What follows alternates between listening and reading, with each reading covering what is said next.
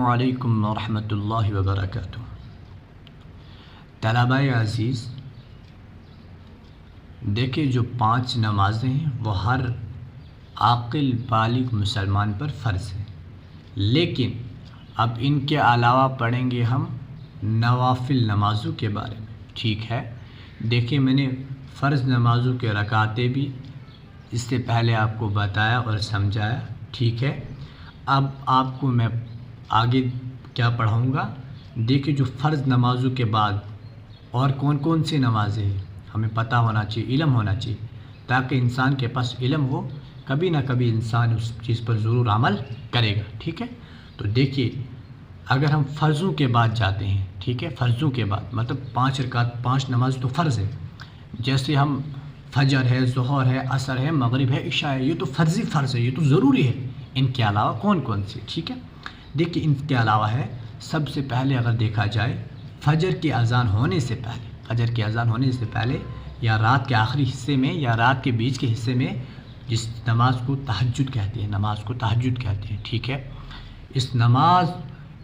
اس میں کتنے رکعتیں؟ اس میں 12 رکعتیں ہوتی ہیں، ٹھیک ہے؟ کم از کم آدمی 4 رکعتیں پڑھے ہی پڑھے، ٹھیک ہے؟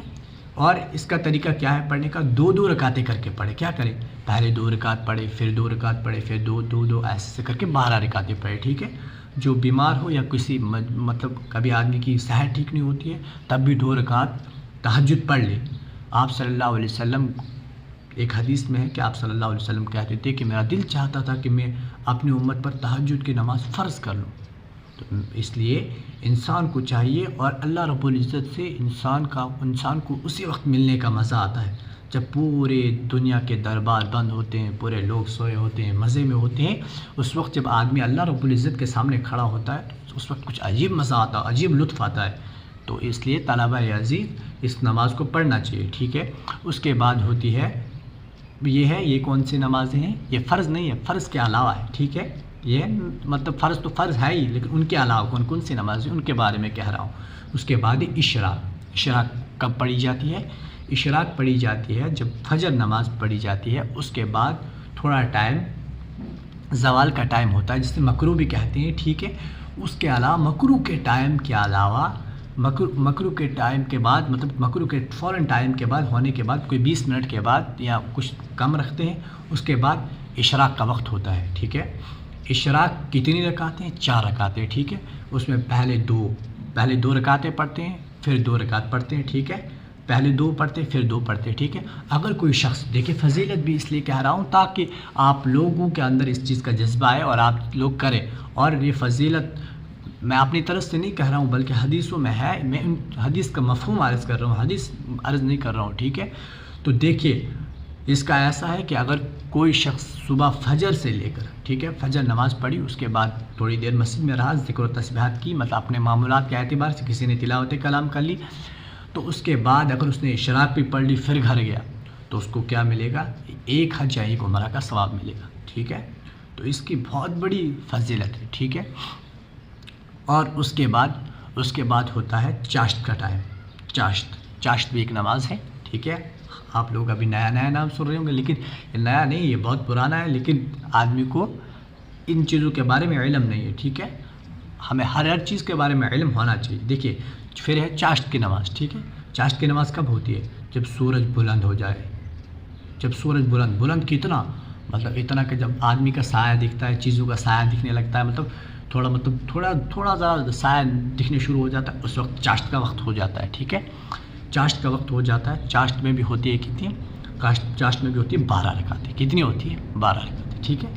پھر آدمی کی خود اپنی مرضی ہے کتنی پڑھے، 2 کر کے، مطلب جتنی سی پڑھ پائے لیکن پڑھنی ہے، ٹھیک ہے؟ کبھی نہ کبھی زندگی میں ایک نماز کو ادا کرنا ضروری ہے، ایک مرتبہ 12 رکعتیں تہجد پڑھ لیں، ایک مرتبہ چاشت پڑھ لیں، مطلب ضروری ہے یہ چیزیں، کیا آدمی کے لیے ضروری ہے؟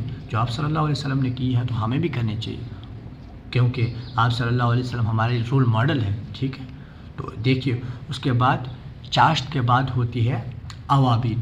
چاشت کے بعد ہوتی ہے اوابین۔ اوابین کب ہوتی ہے؟ ٹھیک ہے، اوابین ہوتی ہے جب ہم مغرب کی نماز ادا کر لیں، جب مغرب کی نماز ادا کر لیں، اس کے بعد اپنی پوری نماز، میں فرضوں کی بات نہیں کر رہا ہوں، میں صرف ابھی نافل نمازوں کی بات کر رہا ہوں، ٹھیک ہے. دیکھیے جب یہ چیزیں ادا ہو جائے، مغرب نماز ادا ہو جائے، اس کے بعد آدمی کو چاہیے کہ کیا کرے، 6 رکعت کم از کم اوابین پڑھے. کیا کرے؟ 6 رکعت کم از کم اوابین پڑھے، ٹھیک ہے. اس کی بھی بہت بڑی فضیلت ہے اور اس کا بھی بہت بڑا ثواب ہے، ٹھیک ہے. تو اس کے علاوہ بھی بہت سی اس کے علاوہ ہے صلاۃ التسبیح، ٹھیک ہے. اس کے علاوہ ہے صلاۃ التسبیح. صلاۃ التسبیح کا میں اس میں طریقہ نہیں بتاؤں گا، اس لیے کہ یہ بہت لمبا ہے، چوڑا ہے، ٹھیک ہے. صلاۃ التسبیح کا میں کسی اور چیز میں آپ کو طریقہ بتاؤں گا، ٹھیک ہے. مطلب انشاءاللہ اگلی بار اس صلاۃ التسبیح کا طریقہ بتاؤں گا، ٹھیک ہے. تو دیکھیے، اور ان کے علاوہ ہے تحیۃ المسجد، تحیۃ الوضو، ٹھیک ہے. آدمی کو ان چیزوں کو ہی پڑھنا چاہیے. تحیۃ الوضو کس کو کہتے ہیں؟ ٹھیک ہے، تحیۃ الوضو سننے میں آتا ہے.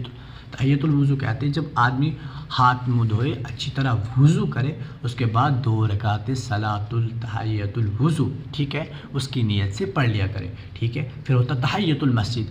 پھر تحیۃ المسجد کس کو کہتے ہیں؟ کبھی آدمی جلدی آ گیا تو 2 رکعت تحیۃ المسجد پڑھ لینی چاہیے.